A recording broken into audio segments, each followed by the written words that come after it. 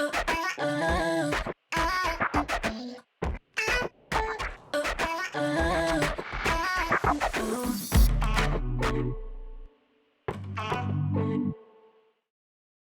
good morning and good afternoon, wherever you're watching from. Welcome to the Impact Producing panel at the Asian American International Film Festival. My name is Pulkit Datta, and I'm a producer and director and also on the programming team of this festival. I also want to take a moment to thank ADOC, which is the Asian American Documentary Network, for being our community partner on this panel. ADOC is a national network that works to increase the visibility and support of Asian Americans in the documentary field. I'm also a member of ADOC, so it's super exciting to be working with them on this.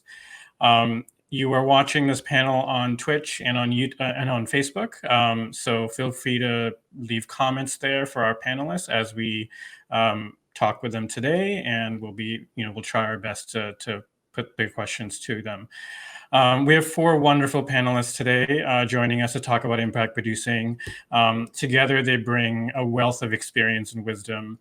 And also, we want to talk about what is impact producing, what does it mean for filmmakers, talk about some best practices, what not to do, things like that. So there's a lot to discuss. So let's get started. I'm going to introduce our panelists, and then we'll dive right into our conversation. So starting off with, we have Cecilia Mejia, who is a social impact producer. Cecilia is a first-generation Filipino-American born and raised in Brooklyn, New York. She's worked in development for nonprofit organizations, including NGOs at the United Nations. She's worked with several grassroots organizations focusing on underrepresented communities, which led to her working in film. Cecilia has produced a number of short films focusing on critical social impact issues. She's the lead producer of the upcoming award-winning feature film, which has been acquired by Sony, called Yellow Rose. She's also a social impact producer of the award-winning documentary Call Haganda, and co-producer for Lingua Franca, which was acquired by Array Studios. Cecilia is combining her love of film and social impact work with under-resourced youth through her nonprofit organization, Art of Me, as the creative director. And she was also recently featured in Forbes for her work. Welcome, Cecilia. Next up, we have Suzanne Beraza, who is a director and producer with Real Thing Productions. And she's also on the steering committee. She's the steering committee chair of New Day Films. Suzanne was born and raised in the Caribbean. Her films have been broadcast on Independent Lens, PBS, World Channel, Lincoln Center. Her film Bagot was the winner of the BritDoc Impact Award and televised in over 30 countries. Her film Uranium Drive-In was supported by Sundance Institute, Good Pitch, and Hot Docs Pitch Forum. She's also received the Documentary Excellence by the Alliance of Women Film Journalists. Her film Massacre River was funded by ITBS, supported by Latino Media Market, Points North Fellowship, and the IFP Spotlight on Documentaries. Suzanne became festival director of Mountain Film Festival in Telluride, Colorado in 2017. Welcome. Next up, we have Megan Vandervort, who is a senior director and head of impact events at Picture Motion. Megan leads Picture Motion's social impact experiences team and focus on creating meaningful strategy and activations. She's recently led impact campaigns for Netflix's Project Athlete A, Patagonia's Public Trust, National Geographic's Rebuilding Paradise, and has also previously run initiatives for JR and Time Magazine's Guns in America, Hulu's 2019 Oscar-nominated film Minding the Gap, and Oscar shortlisted film Crime and Punishment, as well as National Geographic's One Strange Rock and America Inside Out. Prior to Picture Motion, Megan spent 5 years at TrueX, which is an ad tech company acquired by 21st Century Fox in 2014, where she was leading experiential campaigns, marketing analytics, and implementing operations focusing on the attention economy. Welcome, Megan. Last but certainly not the least, we have Sahra Driver, who is an impact strategist and consulting with Firelight Media.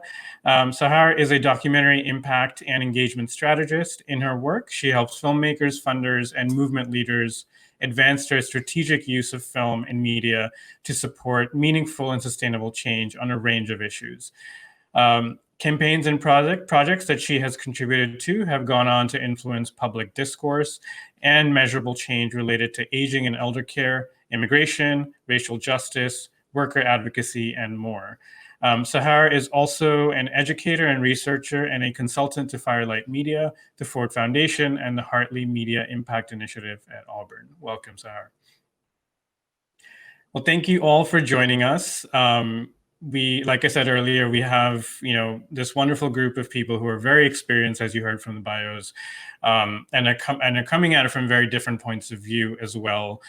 Yet, in some way, have been involved in impact producing from either the agency side or sort of independent or as a filmmaker. So we have a lot of different perspectives that we're excited to discuss. So first off, a very basic question for a lot of people. Even ask me, like, what is impact producing? When you say that word, what is it? With that term, what does it mean? So we'll go one by one. Let's start with Sahra. What is impact producing for you, and how do you define it in the context of your work?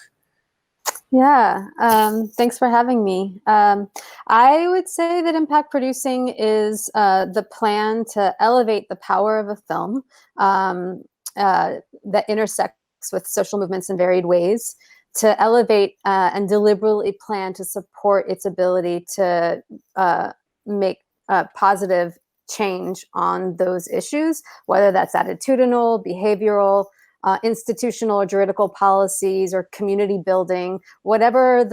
Each film lends itself differently to that. And so I think it's the plan to deliberately elevate that potential and put it to action.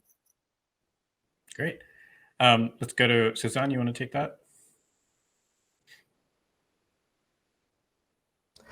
Oh, she said that so beautifully that I don't have a heck of a lot to add. Well, you're coming at it more from a filmmaking point of view, so exactly. I'd love to hear what that means for you. Yeah, I mean, I guess, we, as filmmakers, you make films. We're not making them to get rich, of course. So a big part of our motives is exactly that, to create change, impact. And so, but, really not all films are totally fit the impact model, for sure. And we can talk about that more later, but some films really do and some films don't. So it's just making a better life for your film that is really going to create the kind of change that you're hoping for when you make the film. You said it beautifully too. Thank you. Megan. Yeah, and I could speak to more of the agency perspective and everything essentially what Sahra and Suzanne were outlining. And really what we look to do is hone in on, an impact strategy. What do we want to specifically define as your impact goals on behalf of a film, working specifically with the filmmaker? And then more importantly, what is actually feasible? What are some of those feasible points of impact? And essentially, can we do some extra research in issue area space. And then another element of what we call impact distribution that we specifically touch on is that community grassroots galvanizing and activating audiences in that way. And then finally, what kind of experiences can we provide them? Thank you. Cecilia? How would you define it? I love that I went last. Everyone had such great things to say. Well, first off, I'm also part of ADOC, and I just realized that Pulkit and I are wearing uniforms. So I just got the memo, I guess. So anyway, I teach social impact producing at NYU, and actually Baggett is one of the films that we study. I have the students study, so I'm really glad that Suzanne's on this panel. What I show them, or what we talk about, is how the impact part of the film is actually like the extrinsic part of it. So how do we want the artistic vision is how you want the film to be seen. So now the impact part is, what do you want the film to do? So how do you want that film to breathe life into the world, create some sort of change, whether it's changing minds, changing behaviors, changing structures, or building communities? It's really what it is that you're going to use that film in order to create any kind of positive movement. Great. Yeah, and I mean, just based on your answers, there's differences, but there are also overlaps. So there are some commonalities in what this field of impact producing is sort of shaping? And I know it's still an evolving sort of field, I guess. And I want to touch on something Suzanne mentioned, that like not every film necessarily needs an impact campaign or is suited for an impact campaign, which sort of takes me into what I wanted to ask next, which is how do you decide if a project or film is suited for an impact campaign? Is it usually better for a documentary or a fiction film, or can shorts have impact campaigns? How does one decide that? How do you tackle it in your work? Let's see, who wants to take it? Megan, you want to take it first?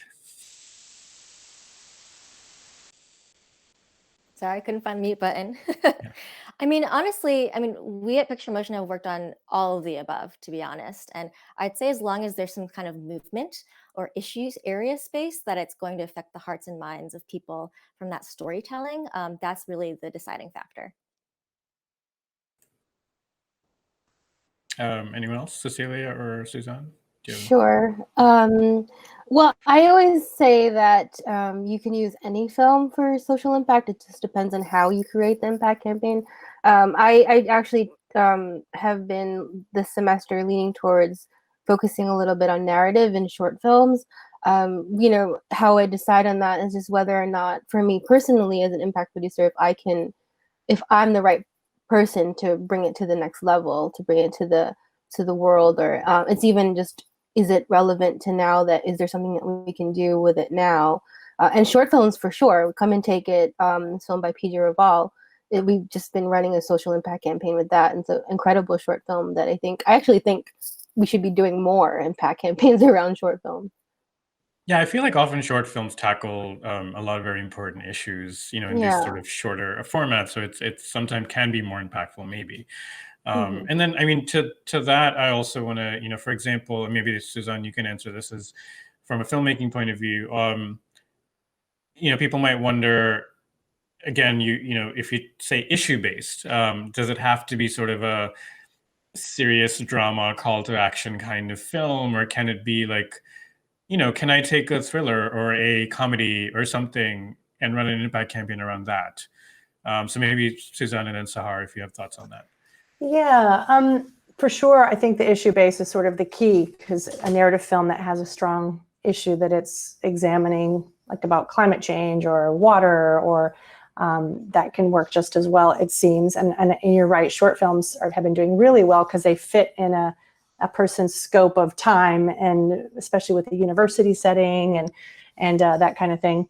So, as far as the type of film, like Bagot, I guess you could consider the film almost a comedy, even though that's kind of weird to base a film about the overuse of plastic and how it's destroying our world as kind of a comedy, but we kind of decided to take that approach to make it more accessible to audiences. But now I'm getting kind of lost in the question. I'm sorry, Pulkit, could you bring me back in? Yeah, so I was talking about what kinds of films are best suited for impact campaigns. And then also, does genre play a role in that? Does style, medium, all that stuff?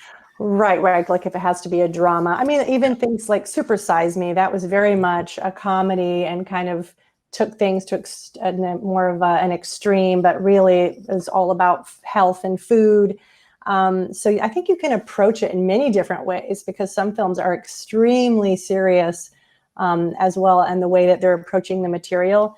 And then there are just certain topics that I don't think are very funny ever. Just like they're just too serious a topic that you can't really make those with a little bit of a lighter spin. So it's really a lot of pre-planning and production, and hopefully bringing in your impact producer early to kind of, if you have that luxury, to talk about how can we really get this film to be as impact oriented as possible at the early stage. So if people have that luxury, you really should start thinking about how you're going to be getting the film out into the world as early as possible.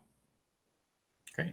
And Sahar, from, you work on a lot of independent projects. So from that point of view, how do you decide which film is suited for a campaign, impact campaign?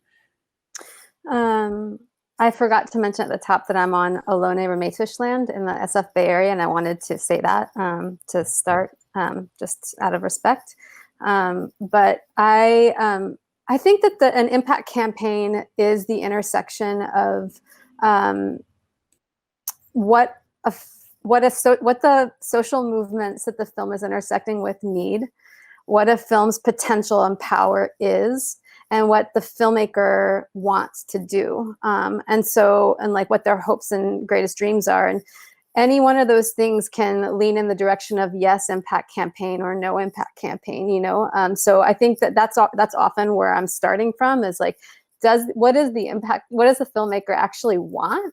And what is the social movement calling for in this particular moment? And like, where is the special sauce there? And then also, I think, I forget who just said this, but like, I think it was Cecilia, do I have the skills to offer in this, and like, maybe it's something different. So there's that. And then I wanted to also note that that I think that while an impact campaign can happen with all kinds of stuff, like, and not even, it can happen with theater, like it doesn't even have to be like this kind of a medium. But I do think that documentary film has a particular and unique power, because it's people respond to it and trust documentary and nonfiction in a way that they don't necessarily trust other forms of media, because it's about people's real lives. And so it lands in a different way. And I think that's where like there's a particular potential. And also in terms of length, which is something that we were also talking about, each kind of length of a film does a different thing. So like, yeah, shorts might be more useful for organizers who need more time to kind of support conversation and kind of teach and educate around an issue, versus a feature length film, which might be better for drawing and elevating the issues for bigger audiences, and that don't necessarily require that kind of deep engagement. So I just wanted to name that all of the above, it's really the design that we're talking about that differs. That's really helpful. Thank you. And then I guess what that also reminds me of is, touching upon something each of you said, from a filmmaker's point of view. I think, Sahra, you just mentioned that it's what the intention is of the filmmaker. What if I'm a filmmaker who, I've often come across filmmakers who just want to sort of make something to raise awareness, right? But they might not know what that means. And sometimes raising awareness just means, they'll do a few screenings, they go to festivals, have Q&As. That's sort of it. And maybe that's obviously changing this year because of everything going on. But generally, for a lot of independent filmmakers who are coming at this, who don't know what impact producing is and what the power that holds, for them, raising awareness around the issue can be a very limited scope of what they can do, because generally they feel like the director or the producer, it's their responsibility to take it on and do it. So if I'm a filmmaker and I'm starting a film right now, or I'm developing a project right now, what should I be thinking of? And say it's based on a certain issue. Let's pick one, say climate change. What should I be thinking of already as I'm developing and starting the project? So I plan effectively, I plan strategically, and I don't lose out on the potential of impact producing. I know, Suzanne, you mentioned you're developing a project right now. So do you want to sort of take it from that point of view? Yeah, I just finished, we did our broadcast, and I'm kind of being a bad example in that I didn't, because we were such a small staff, I didn't do this as effectively as possible. I'm just now working with an impact producer. But if at all possible, and I know we get overwhelmed by just making the dang film, like it's really hard. And it's just like, you just want to keep pushing the impact down the road. And as I said, I've been guilty of that myself. But if at all possible, working with your producer, if you can start looking at partner organizations and start reaching out to them and just say, hey, I'm making this film about XYZ, climate change, and I know that you're doing work in this. For Baggett, we even did a summit where we brought together a bunch of partner organizations in San Francisco and had a meeting, like, how can our film, and I think somebody mentioned this, I think it was Sahar, but it's really like, how can our film serve you? If you think about, oh, you're going to want my film, you're going to want to buy my film, you're going to want to get a license to my film, you're kind of not sort of going at it in the right approach. I personally think you have to think about the film helping their mission and getting the message out that they're trying to put out into the world. So using your film as a tool. So I think that's a big part of it, is just like brainstorming, and they can be way off partner organizations that you may not think of. Like you first go to the very first obvious ones, but then start digging deeper. Like who else is going to want this film? Oh, maybe a professor of economics who's looking at the health, the implications of the economy with climate change. I mean, it's a big rabbit hole, but it's just like creating a document where you just really brainstorm and start reaching out to organizations. And social media, start getting your followers to love you early on, so that when the film finally comes out, you've already got 10,000 people following what you're doing, if possible. Mm-hmm. And jumping off of that, I guess this goes to Cecilia and Sahar. How much homework should a filmmaker have done before coming to an impact producer, impact strategist? Or how much, or basically, I guess, do you want me to come to you with a blank slate of like, this is what my project is, help me craft a campaign around this? Or do you, like Suzanne just mentioned, should I make like this extensive list of resources and things that I have access to, and then bring it to you and say, now help me make a campaign? Cecilia, you want to take that first? Sure. Are you referring to like the development of the film, or when the film's already made? From the development stage. So like, how early should we start? Yeah. I come from a kind of a different lens. I'm also a producer, so a lot of the times I'm already on the film. But just as like just pure social impact, I would hope that the director did extensive amount of research on the subject. They're already thinking about, or the film that they're aiming to do. But it would be helpful if they did come with a list of partner organizations that they were already working with, that are either funding the film or helping with the research of the film. Just as much resources as you can provide the impact producer, I think, would be super helpful. But I think Suzanne had mentioned like a meeting. I usually call it like a brain trust, and it would help to kind of work with the director and whoever the other filmmakers are as the impact producer to bring this meeting of the minds of people who are key stakeholders within the social issues of the film, because it does also help you get a sense of how this film can be impactful even during the process, and then once the film is made.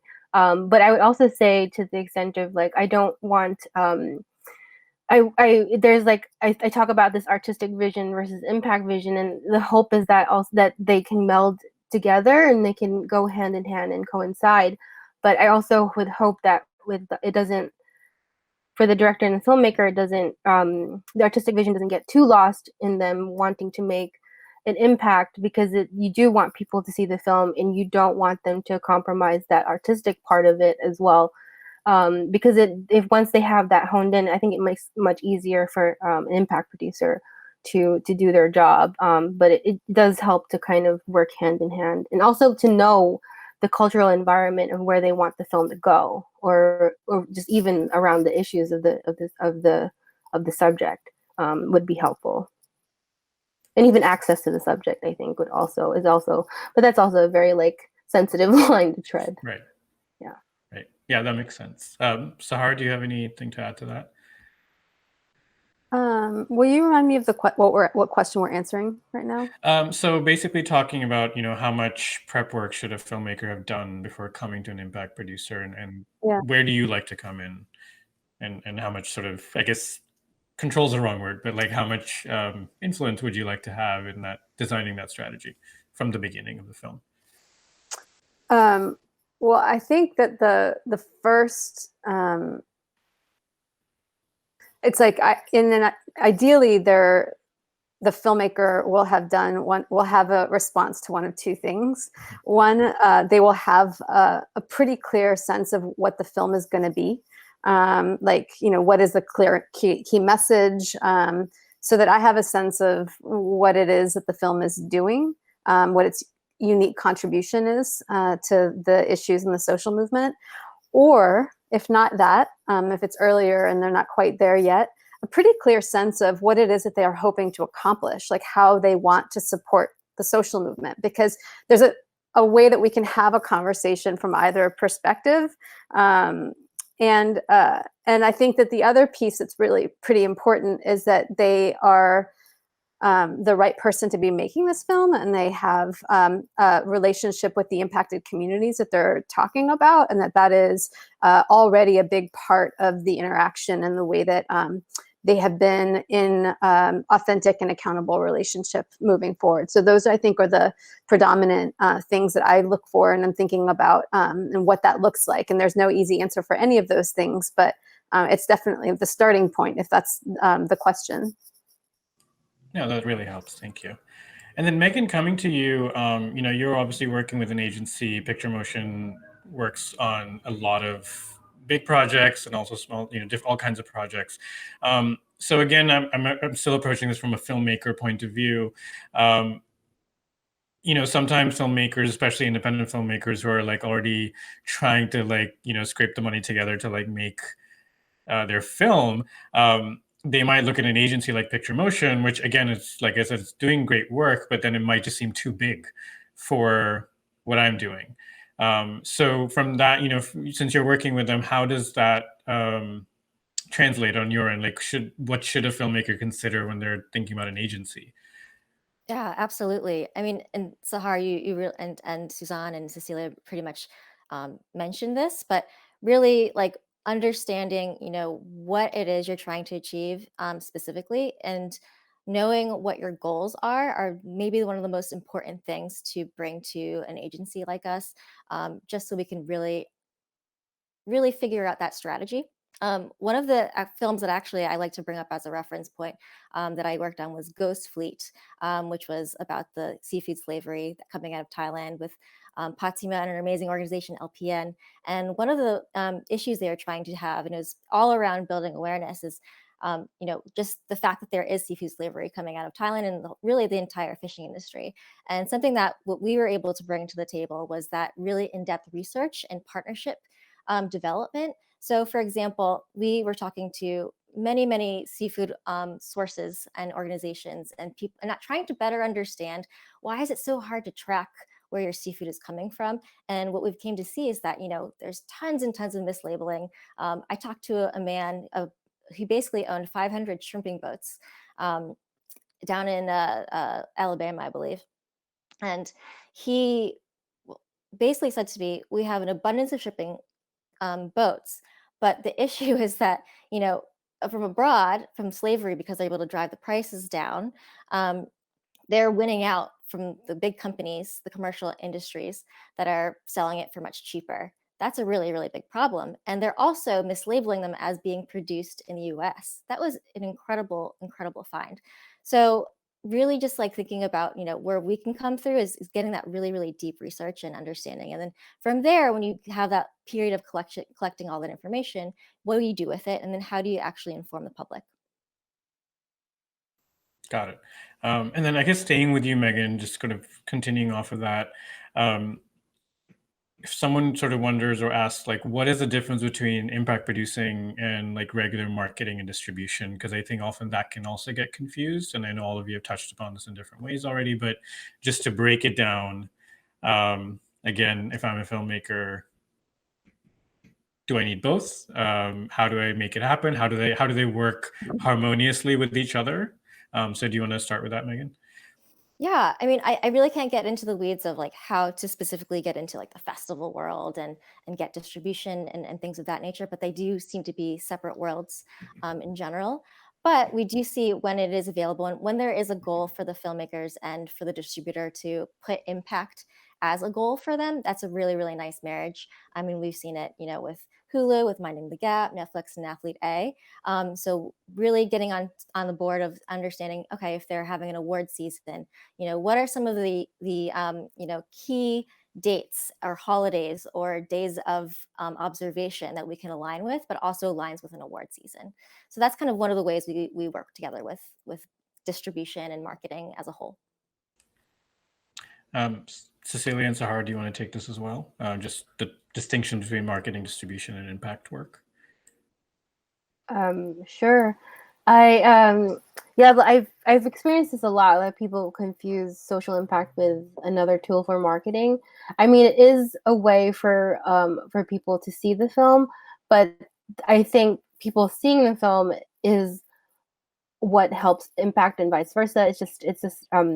I think what it is that people get confused about is just that the end game is for people to see the film for both, and it's not. That's the end game for marketing, but for social impact, we want people to see the film, but we also want people to hopefully either activate or at least think about what the social issues are, or what the film is trying to say or trying to do.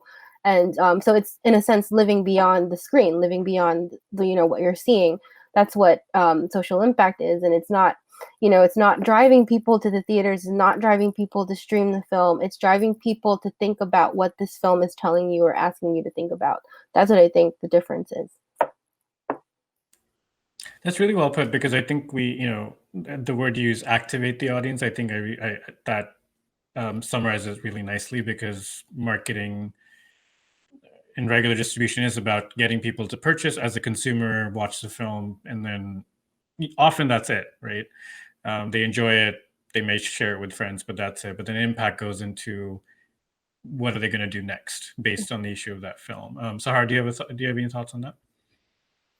Yeah, I mean, if nobody ever sees a filmmaker's film, it's not going to have an impact. So absolutely, distribution is important.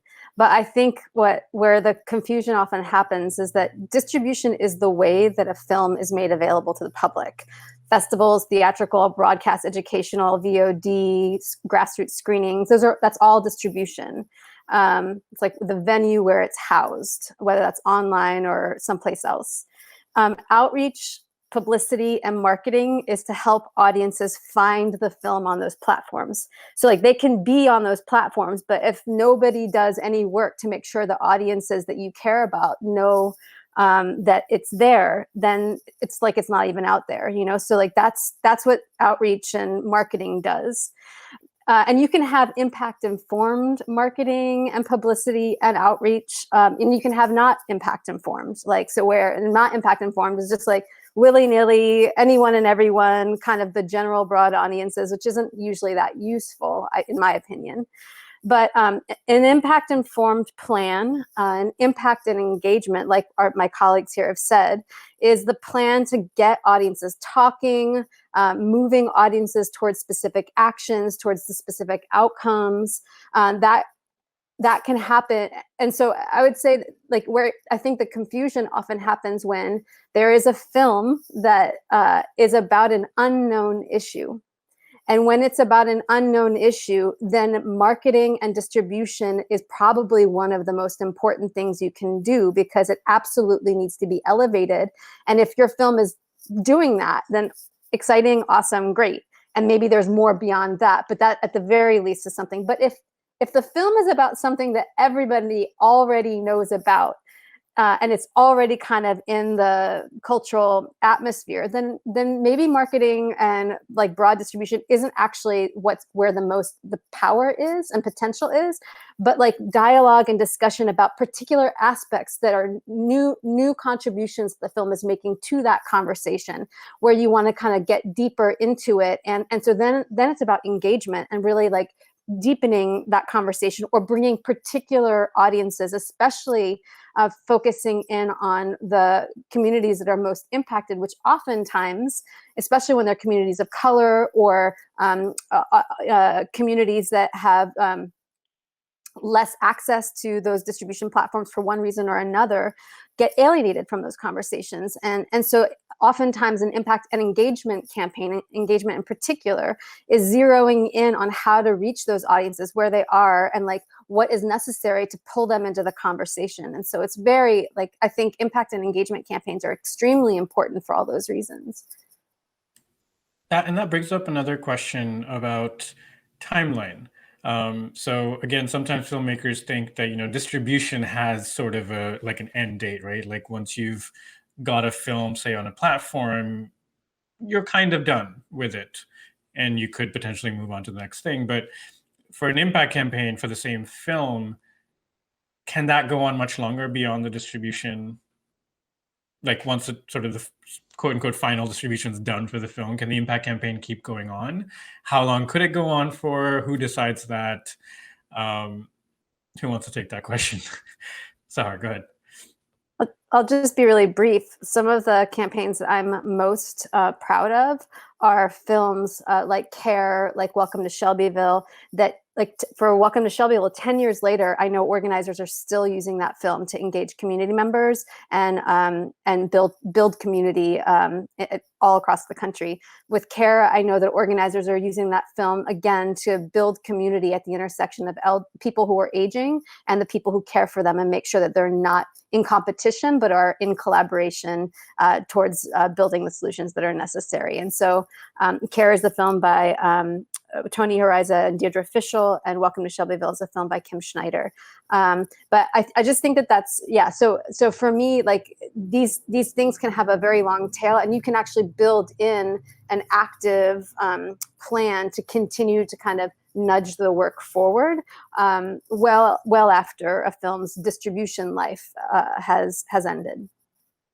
In many ways, that actually speaks wonders about the power of the film. If you can, like you said, if you can go on for 10 years and still be taught and still be talked about, like that's incredible for a filmmaker, right? To have that power in the film. So I'm glad you mentioned Care. I do want to talk about from each of you, I'd love to hear more specifics about one particular film and impact campaign that you've worked on, just to give a brief case study of what the film was, what the campaign was, and just key sort of learnings from that, or metrics or anything that you think it was successful at.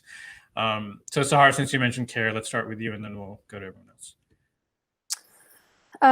Well, the focus of that campaign, so it's a film about people who are aging and can't afford to get care in-home care, which is what most people who are aging prefer, and the people who offer that care, and the ways that both of those communities are made vulnerable by the system that we're in.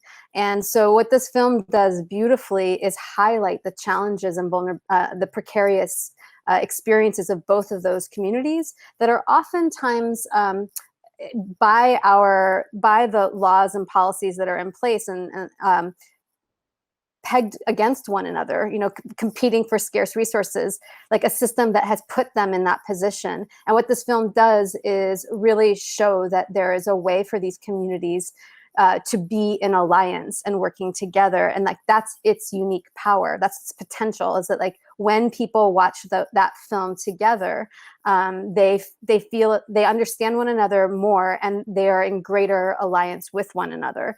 And so the campaign was really working with Caring Across Generations, which does this work, to help them use it as an organizing tool to build power and build relationships between elder care workers and in-home care workers and people who are aging, and so they're in conversation and collaboration and building those solutions. I do want to say that this is a really important example of a campaign that needed a really strong impact and engagement plan, because the film can be so painful for people who are aging and people people in-home care workers that that if we had a superficial impact campaign, it might have done more damage than not, because it's so painful. So being really thoughtful and making sure that we were working with the right partners and making sure that the campaign was really powerful and empowering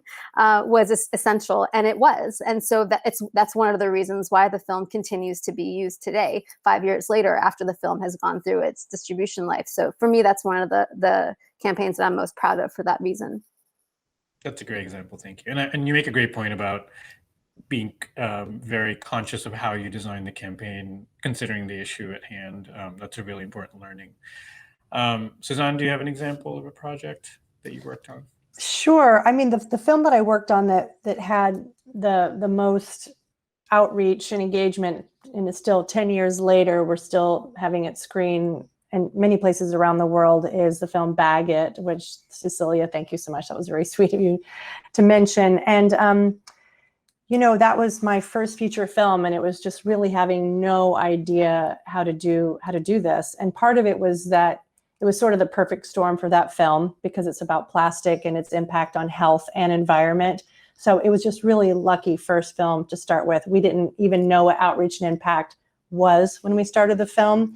And my second film was a much trickier film about the uranium industry. So again, it really depends on the film and if it has enough broad appeal, even if it's a niche audience, but just really finding that audience who's really going to love your film and wants to use your film to help educate and create change. So we did a couple things pretty early on once we realized that the film really did have a life after we finished it. And that was just really thinking about, like, who do we want to reach? We really focused on policy change. So we got the film into the hands of town governments around the country, city governments, states, and had a Bag It Town initiative. So we would help them through the process of how to create a policy to reduce plastic, single-use plastic in their town, community, county, state, and just brought someone on to help states through that process, communities go through that process. And we kind of did it in a multi-pronged way, in that we also screened the film in a lot of schools, K through 12 schools. We got a grant to do that. And, I feel like kids, they go home and they go, you've got to bring your reusable bag to the store, Mom. So we just kind of went from young people and from policymakers, and kind of hoped to sort of meet in the middle. And it worked pretty well. And we had a sort of an educational curriculum guide that schools could use. So then we could become part of the official curriculum. So schools could screen it in classrooms. So it's just sort of thinking about things like that. Who is the audience for your film? And how to make that work. Wonderful, thank you. Cecilia, do you have a project you can share as a case study? Sure. Call Her Gunda would probably be the one that I'm most proud of, because it was probably the first that I actually realized what the impact of what social impact can do. But I will say it was one of those films that the filmmaker PJ Raval, who was intentional about making impact. So his artistic vision was actually very clear as to how he was going to tell the story, which was a dream for the team to come in and kind of dissect it in a way that we could bring it to different audiences and see how the impact could be made. And also, the film Call Her Gunda is about Jennifer, a trans Filipino woman in the Philippines who was murdered by a U.S. Marine. And it was the first time a U.S. Marine was ever convicted of such a crime in the Philippines. And it visits this whole idea, this like tumultuous relationship between the U.S. and the Philippines, and also about the Visiting Forces Agreement, which actually we actually worked with Picture Motion at some point to bring the film to DC and talk to the Defense Department. So it's just, this film has kind of carried it's been about 3-4 years now. It's still going on. And with the new things that happened with the case, Pemberton was released. He was actually pardoned by President Duterte, which is horrible for the family. So now we're kind of revamping that campaign. But I'm like really proud of it because of the way that just even like the filmmakers to the impact producers to the subjects to everybody, every community organizer that was involved, they all sort of had stated as a community, we actually built a community of impact people around this film. So every time something happens, in this case for Justice for Jennifer, and anything that's surrounding this VFA or human rights movement around this film, everyone activates. Everyone sort of gets on this like group chain or group email. And it's like, how can we use this film to do more with it? And also with it's also important, I think, distribution is important, but I think it's really key to know who can distribute your film. Like I would say like POV has been amazing. They allow for community screenings. They worked with us in creating educational components that go with the film. even allowing us to update things as well. So they've been helping to make the film accessible, but also just helping to make the film do more as a partner. So I think that's also key. But I'm really proud of this particular campaign because of just how much it's been able to do and how the team just keeps on working despite despite all of the stuff that's going around. But the life of the film is definitely extending, and I'm always like, it's such a heavy film to watch also, so it just really surprises me how people just keep wanting to use it and keeps wanting to screen it. But I think it's one of those and I'm glad you mentioned that it's also, you have to keep adapting it, the campaign, because of changes that are happening politically. So that's also really important to note. Yeah. To be sort of flexible and be aware of what's going on related to the issue. And PJ is also part of ADOC. Yeah. Megan, do you have a project you'd like to talk about? Yeah, I'll continue talking about Ghost Fleet. It's honestly just one of my favorite films that we've ever worked on. And, I kind of gave a brief overview of what it was about earlier, but what I think was most really great about this film is just the storytelling. It was about the story first, and everything else that came with it was just, you kind of left watching the film saying, like, what can I do? Most importantly, as an American who has, I don't go to Thailand very often. I'm not as familiar with what the particular issues that are going on there. It really touched me, and it like changed me. So the power of that story was really, really key. I would have to say, in terms of if you're a filmmaker and you have impact in mind, the storytelling is really, really important. So one of the basic thing that they were trying to do was just raise awareness that this was even happening. And then a secondary goal was, how do we get people to just start asking the right questions? Where is my seafood coming from? So that's why we did a lot of this homework to go out to partner organizations, some of them which they have already secured, the Monterey Bay Aquarium, which is actually incredible. And anyone's ever out there, and once COVID is safe and we're able to actually do these things, they have an amazing exhibit that shows some risk of seafood slavery and resources there. They actually have an app called Seafood Slavery Risk Tool. So you can go on there, for example, and look up, where's this salmon? Is it coming from Alaska? Is it coming from wherever? And the likelihood that it may have been caught by slaves. Frozen shrimp, for example, is most likely caught by slaves, which is a really interesting factoid. So going out there, and we basically forged a lot of these partnerships and created kind of consumer-friendly guides, if you will, to hand out both for grassroots partners as well as hosted events that we've curated. That was really powerful. And I think one of the bonus things that we were able to accomplish there was, again, we talked about awareness building and just getting people to ask the right questions. What we were able to do is actually find somebody who is the culinary director of Marriott International. So essentially he was training chefs all around the world. We got in touch, and he was like, I want to take this film, even though it's really, really long, are there some clips that I can get? So we talk about length of the film, and if you have something super long, but you want to educate people, considering some kind of clips in the production phase for these things is really, really great for trainings and educational screenings. But he wanted to take those clips and educate his full staff all across the globe to try to, change, where the seafood's coming from. I thought that was a huge win. That was a complete bonus for us. So that is one of the campaigns that I'm most proud of working on. Great. 4 really amazing projects. Thank you for sharing. I want to now move on to the year we're living in. Everything's sort of been upended. That's everything, that's all people are talking about. So in terms of, I know the film industry has been shaken up in a big time because of everything going on with the pandemic. How has the world of impact producing been impacted? And how is it adapting to this new normal, if we're calling it that?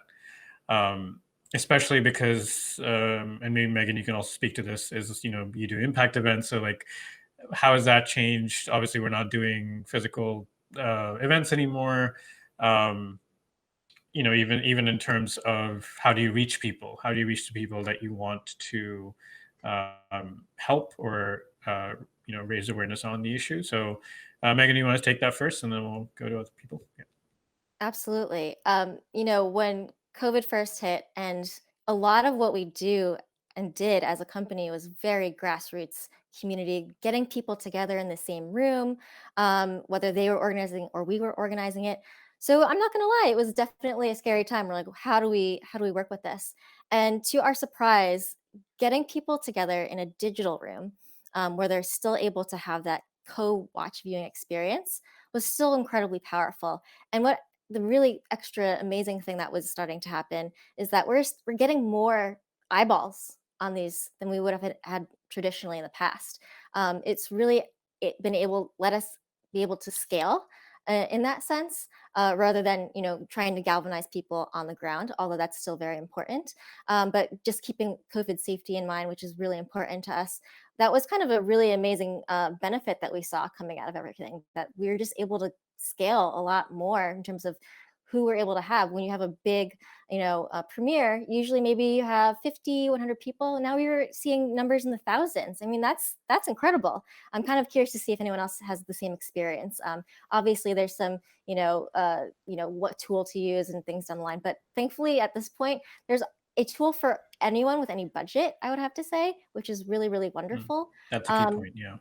Absolutely. I mean, Zoom actually has really increased their quality somehow in the past like 2 weeks, 2 or 3 weeks. And we saw someone stream a whole film on Zoom using a certain type of, some bandwidth and reducing the resolution, for example.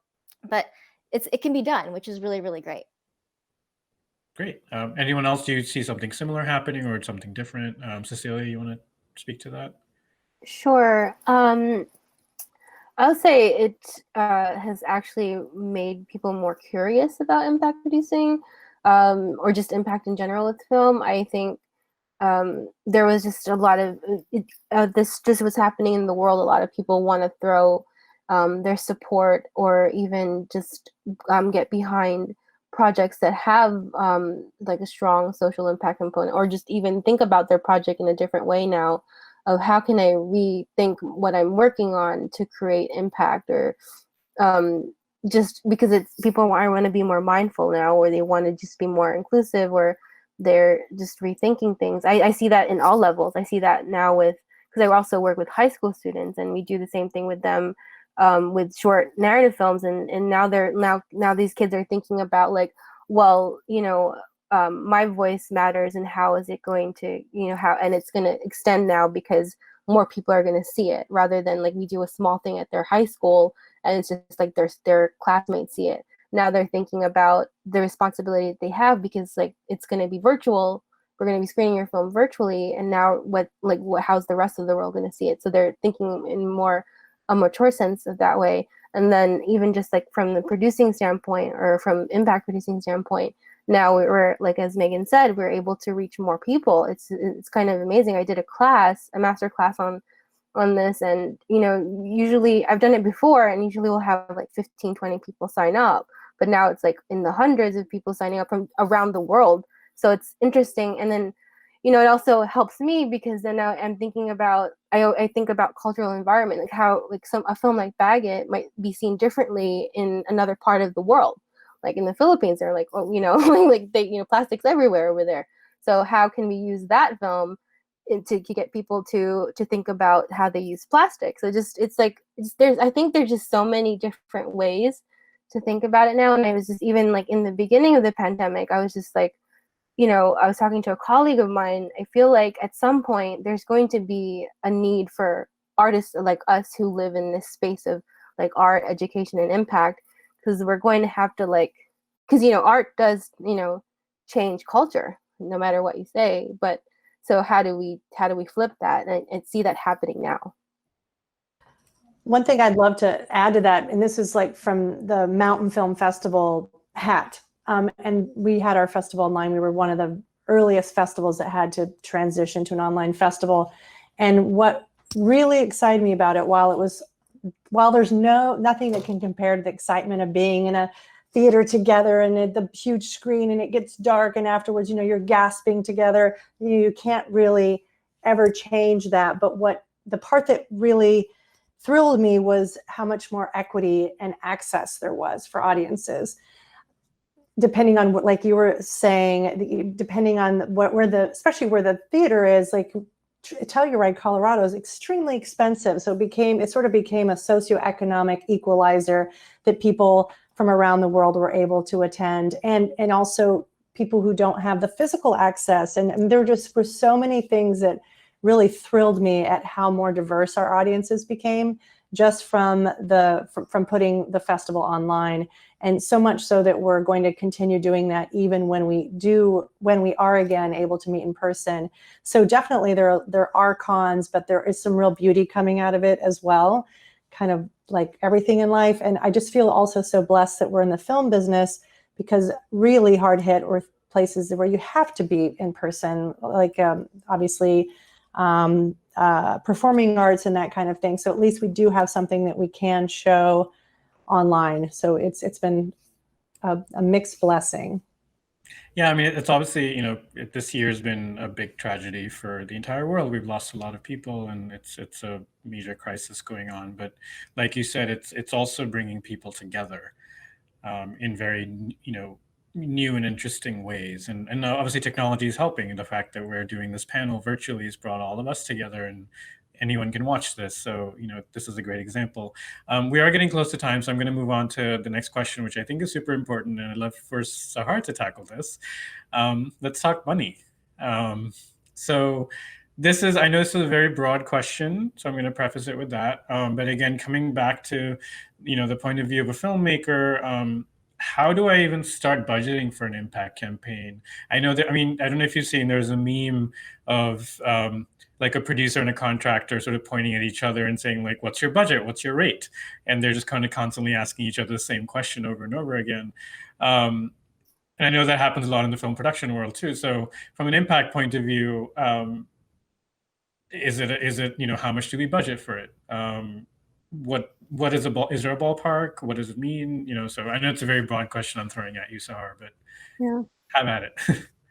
Well, this is one of the biggest challenges is for work that is really, really important and so powerful and gets proven over and over again to be really elevating the potential of a film. So for filmmakers, for funders that are funding films that they believe in because they believe those films and issues advance their portfolios in one way or another, it's essential that they're also resourcing and identifying streams of funding that go towards the impact campaigns, because they go hand in hand with the power of the film, and not one over the other, obviously, So I say that because I think that's a challenge in the space right now, is that there isn't enough funding, and there could be more funding for impact campaigns that are essential for helping those films get to the audiences that need them. And I think budgeting, I've seen budgets for as low as like 15,000, 25,000, like really, really tiny pennies, to 200,000, 250,000, 500,000, depending on how many years the impact campaign is going for, in the millions. So like there is a really broad range. And so I think that where I start from when I'm talking with a filmmaker is like, what do you have now? And let's back into that number and like figure out the way to use those resources most effectively to achieve the objectives that you have. And sometimes actually this is the time when I might say, you know what, I don't think that the funds that you have make sense for you to start with an impact campaign right now. Actually, your best bet with the greatest potential will come from actually marketing and distribution to get it out there at this stage, because of how little that is, or for doing X, Y, or other things. So this might, depending on the size of the budget, I might actually recommend that they not hire me for something like that.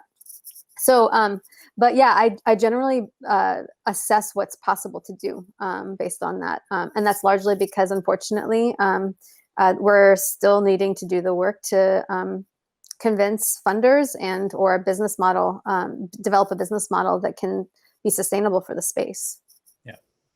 That sums it up really nicely. Thank you. I'm being told to wrap it up, so I'm going to ask one final question to each of you. if there was one either mistake to avoid in impact campaign work, or I'm going to give you options. So either if you could say one thing to avoid, or what you see as the potential of impact producing in the future, the power it can hold. So you could take either question. Who should I start with? Who's got an answer? Everyone's thinking. Megan?